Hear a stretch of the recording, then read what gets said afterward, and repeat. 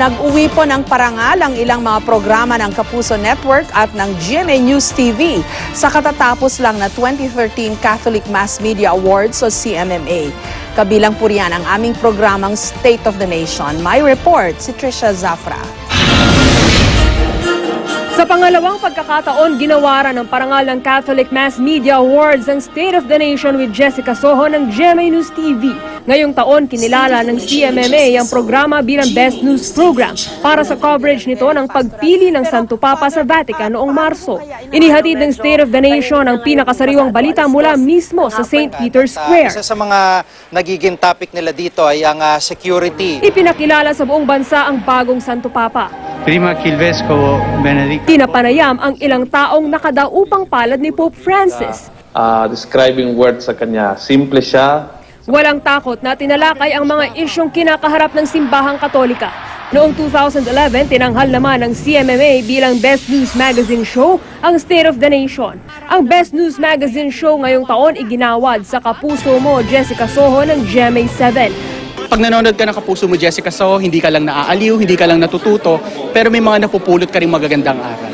Ang Habemus Papam Continuous Coverage naman ng Kapuso Network ang napiling Best Special Event Coverage. So makakaasa ang ating publiko sa patuloy natin paghatid ng serbisyong totoo.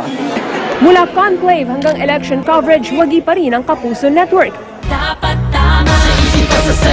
Nakuha ng Dapat Tama Eleksyon 2013 campaign ng GMA Network ang parangal bilang Best Music Video at Best Song Secular. Best Educational Program naman sa radyo ang Ikaw Na Ba ng Super Radio DZBB. Iginawad naman ang parangal na Best Public Service Program para sa investigative documentaries ng GMA News TV. Best Children and Youth Program naman ang Pop Talk ng GMA News TV.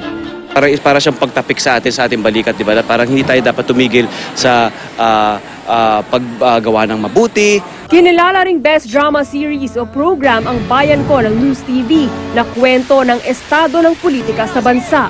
It's really motivating at sana mag-produce pa ng GMA ng mga political dramas. Itinanghal na Best Adult Educational or Cultural Program ang Follow That Star ng News TV. Nasungkit naman ng Pepito Manaloto ang Tunay na Kwento, ang award para sa Best Comedy Program. May special citation din ng Kapuso Minisine na Gustin at Ang Biyahe ni Gru.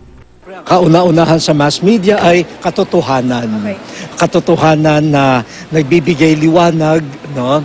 Hindi yung katotohanan na gawa-gawa, kundi yung katotohanan talaga. At ikalawa ay ang pagbibigay ng pag-asa sa ating bayan. Trisha Zafra, GMA News.